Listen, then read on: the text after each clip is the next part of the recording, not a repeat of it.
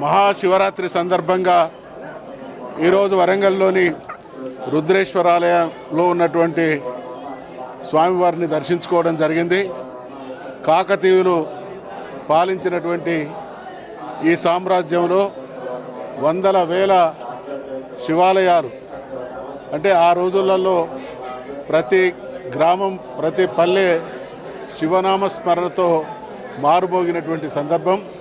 శివుడు ఆజ్ఞ లేనిదే చీమైన కుట్టదనేది సామెత.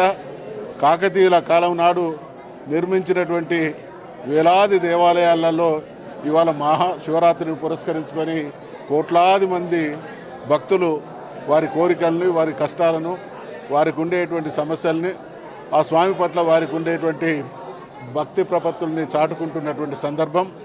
శివుడి మహిమ వల్ల ఈ ప్రాంతం ఆనాటి నుండి ఈనాటి వరకు సుభిక్షంగానే కొనసాగుతూ ఉన్నది. గతంలో తెలంగాణ రాష్ట్ర సాధనోద్యమ సందర్భంలో కేసీఆర్ గారు కావచ్చు, మేము కావచ్చు, అనేక సందర్భాల్లో ప్రతి శివాలయాన్ని సందర్శించినటువంటి సమయంలో స్వామివారికి మేము మొక్కుకున్నటువంటి మొక్కు, మీ ఆజ్ఞ లేని చేయమైనా గుట్టది కాబట్టి తెలంగాణ రాష్ట్ర సాధనకు మీ అనుగ్రహం ఉండాలని ఆ రోజు కోరినాం. తదనంతర కాలంలో వారి అనుగ్రహంతో తెలంగాణ సుభిక్షంగా ఉండాలని కోరుకున్నాం. అది కూడా నెరవేరింది.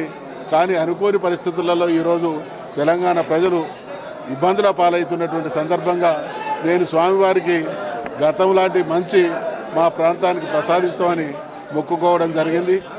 ఏది ఏమైనా ఈరోజు ఈ పర్వదిన సందర్భంగా స్వామివారిని దర్శించుకుంటున్నటువంటి శివభక్తులైనటువంటి శివులందరికీ మరొక్కసారి మహాశివరాత్రి శుభాకాంక్షలు, ధన్యవాదాలు, సెలవు.